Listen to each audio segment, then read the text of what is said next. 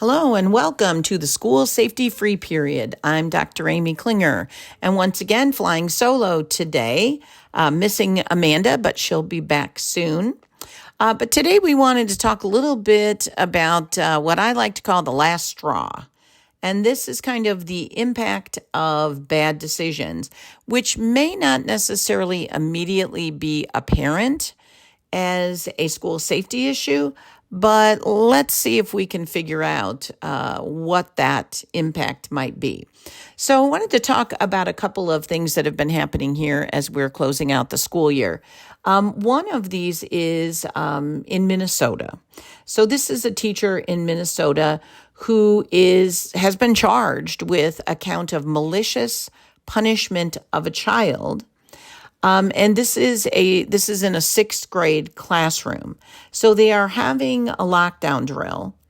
When the teacher becomes upset that the students are not sitting against the wall for the lockdown drill the way that they are supposed to be, and instead there were a couple of students that are laying on their stomach during the drill. And so there were students that didn't follow the directions and were laying on their stomachs instead of sitting against the wall for the lockdown drill. And we can talk about some of the kind of ridiculous aspects of this whole thing in a second. But let's figure out what happened, and then we'll talk about the ramifications. So according to the court records, the teacher tells the students that he could step on them in their current position and that they need to take it seriously. So he's trying to, I guess, point out that, you need to be not laying on the floor because you could get stepped on. And so he steps on the student's back. The kid yells and he says, "Oh, sorry, are you okay?" It ends up that the kid goes to the hospital and they are reporting an assault because the teacher is standing on the student it later comes to light, with both feet. And he is more than 350 pounds. So we have a very large teacher who is standing on the backs of a student, and then it comes to find out later, 2 other students as well. So there's a lot here that we can kind of unpack. Number one is we're doing a lockdown drill, which I would assume in this case is hopefully perhaps a level 2 lockdown, where the issue is within the school, but it is not a life or death situation. So you're securing the students and moving them out of the line of sight, which is what we recommend. What are the recommendations for a level 2 sort of lockdown? So the situation is in the school, but it is not life or death where you should be rapidly evacuating or barricading.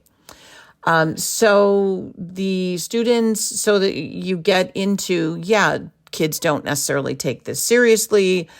We do a lot of lockdown drills. They're sixth graders. They're messing around. They're laying on the floor, all of that sort of stuff. And then we get to maybe the fundamental question, which is, what are we trying to accomplish here? So what we're trying to accomplish is, I would hope, having students understand what their role and responsibility is in the event that we do need to move to this level of lockdown, having them understand what the appropriate response is and what they should be doing. Now, laying on the floor or sitting against the wall, doesn't really seem to be fundamentally. Yes, clearly there's a difference. One is you're probably messing around and the other one you're taking it seriously.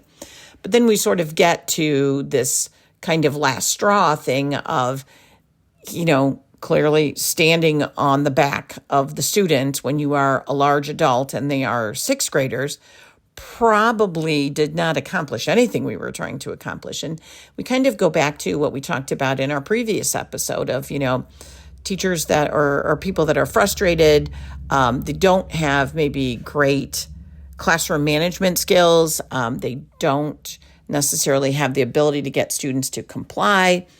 And that is maybe perhaps one of the larger concerns is we need to, we need to know that when we tell our students to do something, especially where safety issues are concerned, that they are able to do it, that they are able to comply. And it kind of goes back to the thing we always talk about, which is the idea of compliance versus engagement. Well, you're not going to get compliance if you don't have engagement on the front end in terms of people understanding what it is we're doing, why it's important, what the rationale is, as opposed to just do it because I told you. Now, sometimes there are things that you say, just do it because I told you, but you always have to sort of start at the very beginning with that relationship-based culture and with that engagement kind of culture where we've built that relationship and our students understand that there are times when I need you to do this thing, and that's what we're doing. We're not always going to discuss it, endlessly. I just need you to do these things in this emergency sort of situation. Unfortunately, that sometimes gets very broadly applied, where somebody is saying, do it because I told you, do it because I told you all day, all the time, for everything. And students never have an opportunity to understand what it is we're doing, why. And it becomes very contrary, and you get into a lot of these cat and mouse games where I'm going to mess around and you're going to catch me, and then you're going to say stop it, and then I'm going to maybe stop it, and then maybe I'm not. And we get, around and around. And anyone that's been in a classroom for 10 minutes knows that that is clearly a concern. And when you cross into the areas of school safety, it becomes a little bit more problematic because you have now taken the classroom management side of things and it is sort of bled over into more potentially life and death sort of situations that we would not expect a sixth grader who doesn't have the information or to know exactly what's happening, to necessarily be able to discern that, oh, okay, this one is serious. Oh, this time I need to really behave.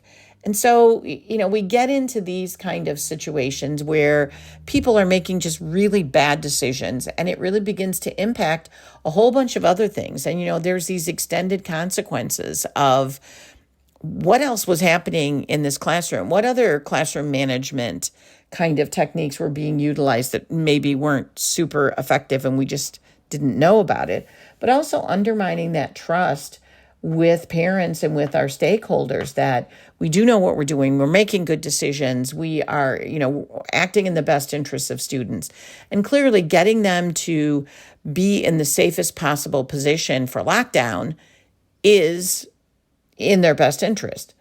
I'm not sure that convincing them by standing on them, I'm pretty sure that's probably not in their best interest and pretty much just blew up everything you were trying to do before that. So that's one that you can sort of see as maybe potentially an impulsive, not great response to something that maybe was frustrating or, some non-compliance. And then there's also these ones at the other end of the spectrum where people are just doing things that it's hard to see them as anything other than potentially malicious, maybe just really bad decisions or judgment. But this is a situation in a high school in California where a teacher is trying to sell pills to his students, telling them that they will enhance their homework and test performance and that they should purchase them from him. So allegedly, the homework enhancing pills are $5 and the test enhancing pills are $25, and that you should be taking 15 a week, which also, that's a lot of homework and tests, I guess, and quite an expensive sort of thing. He told the students that it was a secret what was actually in them. So these are white pills in a plastic bag that he takes out and that he is selling them to the students.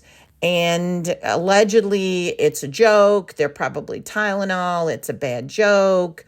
It's really kind of, I guess, a good example of a bad kind of decision. It's unclear whether he actually sold them or if he's just telling them those things. But it's really, sort of certainly violates that relationship and that trust that we're trying to build. And you're normalizing the idea that, here's drugs and they're fine and I'm selling them to you and I can give them to you. And And so there's just, that whole sort of thing that you're going, what were you thinking? And also the longer lasting impact of that, again, in undermining trust and in, really blowing up what you're the relationships that you're trying to establish. And you just kind of go, who thought this was a great joke?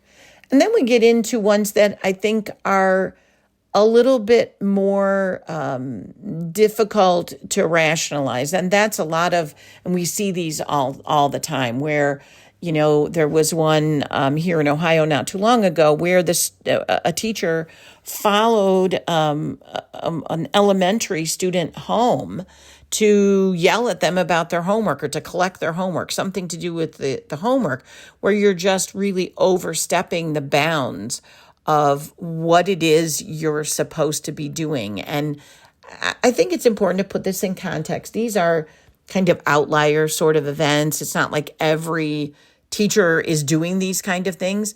But I think, if you've been in education for any amount of time, you do know that there are these people, there are often, just as in any industry or any vocation, there are people that may not have the kind of good judgment that we would like to see. And that really kind of speaks to some of what I talked about in our last episode of this idea of oversight and training and accountability, and really not turning a blind eye to these kind of things, but not only just as the administrator. And I think that's one of the things that I really have seen occur more and more in schools, is where people are very hesitant to call each other out or to question each other or to say, hey, why are you doing this thing? And what are we? And the more teachers are isolated, and they're not working collaboratively, the more you're going to see those kind of things happen, where someone doesn't have anyone to talk to about their frustrations or their the challenges that they're meeting in different areas. And so there's kind of solving them themselves, and they're doing it impulsively. And there isn't that collaborative sort of team atmosphere where someone, and if there is, it is not a functional team where someone is able to go, no, this is a terrible idea. You can't do that. We need to come up with something different. We need to figure this out. We need to think this again, pump the brakes. Let's take a step back. Let's calm down. Let's not react so viscerally. And I think when you don't have those things, you have these sort of bad decisions that maybe are occurring much more frequently that are impacting students academically maybe or emotionally. But then eventually it sort of bleeds into the safety sort of realm of we're making bad decisions or we're doing things that are not best practices or that are not a good idea. And now it is starting to impact their health. It's starting to impact their safety. It's starting to impact our relationship with them. It's starting to impact, the parents' perception, or they're violating that trust. And so I think it's really, many times can kind of boil down to this isolation or this sort of siloing where we don't really know what's going on around us. And if we do, a teacher or a staff member often feels hesitant because maybe that's not been a collaborative culture where we're able to talk things through or to say, wait a minute, let's think about something different. Or maybe there's not the feeling of support for that. So I think that may be some good things to reflect on over the summer of what can we do to build a professional, collegial, collaborative type of relationship with the other individuals with whom we work, so that there is the ability to get help and support and to question or brainstorm or come up with other things, or at least try to short circuit some of these bad decisions before they really become so much more detrimental to our students. So, something to think about. As always, please reach out to us. Let us know. Make sure that you check out our website, www.eschoolsafety.org. We are always trying to put new resources to support your work and to provide professional development. So until next time, thank you for joining us.